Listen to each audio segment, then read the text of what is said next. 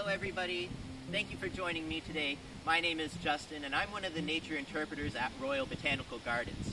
Now, have you ever wondered what medicine was like before you could go to the store and just buy it off the shelf? Well, here at the Anishinaabe-Wet'suwet'en Trail, it talks exactly about that. Long before people had Western medicine, people relied on the diversity of plants to cure their illnesses. Now, you might be wondering, how do people figure out what plants were useful?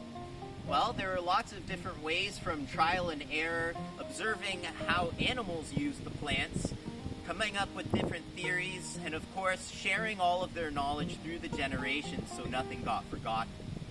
Now, one theory that was used by people around the world for millennia is called the Doctrine of Signatures.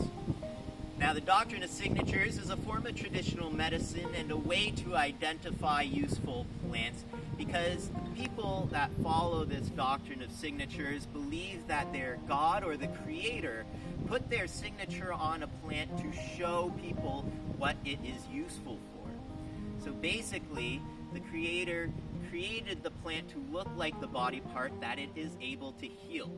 So one example is the striped maple behind me that has nice white stripes going along its bark that look kind of like blood vessels, the part of the body that it's able to heal. Now let's head over to Veggie Village, where we'll talk about a couple of examples that you might be more familiar with. You may have heard the saying that carrots are good for your eyes, which is true. Carrots are full of beta-carotene that the body uses to make vitamin A, that it then takes and helps support good vision. Now, when you take a slice of a carrot and look at the inside, you'll see that it actually looks kind of like an eye.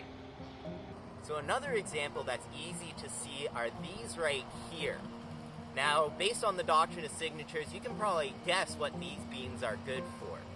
Now, in general, kidney beans are really high in proteins and amino acids and fiber, but they're also high in potassium and magnesium, which can help prevent kidney stones.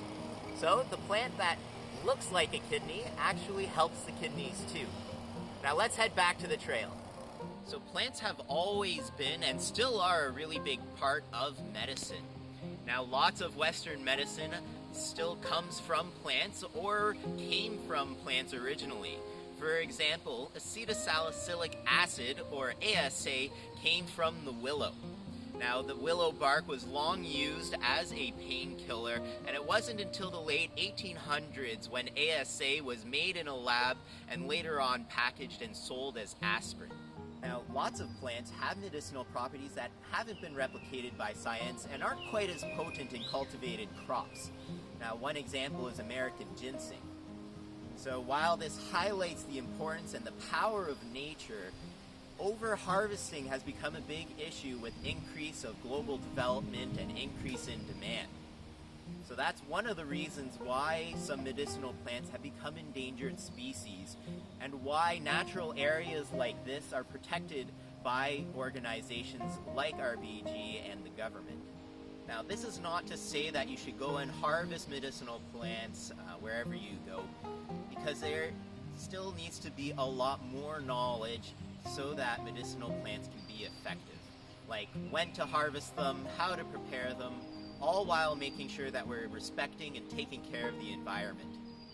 Now, you should also not use medicinal plants unless under the guidance of a trained professional, because many medicinal plants, like bloodroot, are also deadly poisonous. So if you want to learn more, make sure to come out and visit the Anishinaabe-Wet'suwet'en Trail here at the Arboretum, and you can also visit the blog Creator's Garden, which is written by the traditional knowledge holder who helped RBG create this trail.